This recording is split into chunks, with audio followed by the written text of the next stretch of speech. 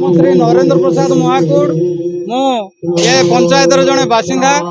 आज को ये जो आमर श्री श्री महाविनायक 24 प्रहर नाम यज्ञ अनुष्ठित या 14 वर्ष पूर्ति अवसर एवं या ए वर्षर 15 वर्ष को लगी आमे माने कमिटर सदस्यगण निश्चित भाव बहु परिश्रम करी ठाकुर अपार कृपारू ये कार्य आम आज साफल्य मंडित कर प्रथम दिन में आमर 64 माँ कलश शोभा यात्रा तत्सहित आमर 14टी विग्रह कलश स्थापन निमंते आम महा आडंबर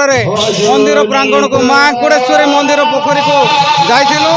एवं सेठारु आम महा आडंबरपूर्ण परिवेश मध्य आम सेठारु जाई श्री श्री मदन मोहन महाप्रभु पाखरु आंठुआ गोपाल मूर्ति महा आडंबर आनीलु एवं यहीपरि एक दिव्य कार्यक्रम यह केवल ही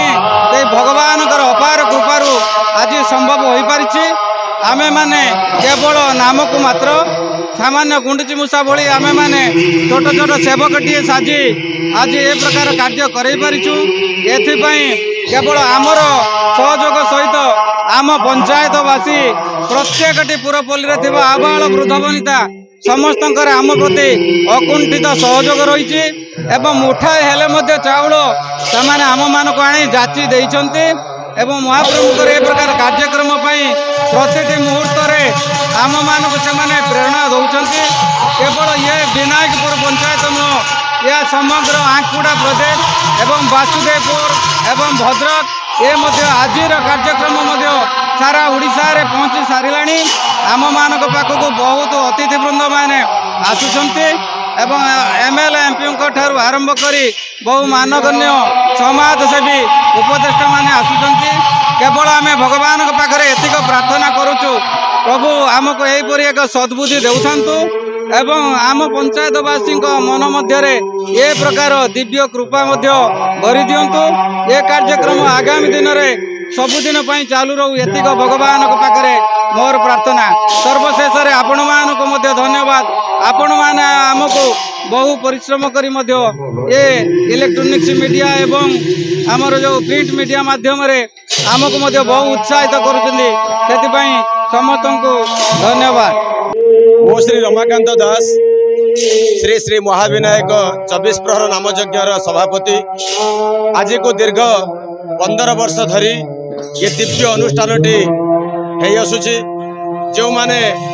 अक्लांत परिश्रम कर दीर्घ दिन ये अनुष्ठान को बचाई रखिंट मुझे पाखे मुंडनुआ प्रणाम ज्ञापन करुच्ची एवं भगवान कृतज्ञता ज्ञापन करुच्ची ये अनुष्ठान केमी दीर्घायु हेब भगवान दिव्य उपस्थिति आम समस्त एक आयुध साजिब तेणु भगवान प्रार्थना करी जो दूर दूरांतर हजार हजार भक्त माने श्रद्धालु भक्त माने छुटी आसुंती प्रभुंकर दिव्य कृपा लाभ करने हजार हजार संख्यार माँ मैंने छुटी आसुंती किए शंख हुलहुली करुंत किए हरिबोल गान करुंच ये सबू सही सकल शक्तिर आधार भगवान तेणु ये सबूर श्रेय भगवान ही नेबे कारण तांको द्वारा प्रेरित वार्ता एवं द्वारा स्थिरीकृत कर्म ही आम करुचु। तेणु जीवन एकमात्र ध्येय हूँ राम नाम केवलम तेणु हरि नाम नेबा हरि गुणगान करवा हूँ मानव समाजर धर्म। तेणु विश्वर कल्याण पाई मानव जातिर मंगल पाई सारा सृष्टिर कल्याण पाई ये दिव्य नाम नाम झंकृत होउची एक पवित्र आसर महाप्रभु जगतरनाथ जगन्नाथ अछंती लीलामय कृष्ण एवं माता राधाराणी अछंती एवं बाल गोपाल आंठुआ गोपाल मध्य उपस्थित अछंती सर्वदेवादेवी एठी उपस्थित अछंती समस्त भाई भौणी मानकर अपूर्व सहयोग पाई आज दिव्य कर्म हो पारुची। तेणु विनायकपुर ग्राम पंचायतर समस्त ग्रामवासी युवक बंधुगण एवं समस्त भद्र समाज एवं आध्यात्मिक व्यक्तित्व को मु कृतज्ञता ज्ञापन करी समस्त अपूर्व सहयोग नहीं ये दिव्य कर्म होउची। तेणु सर्वशेष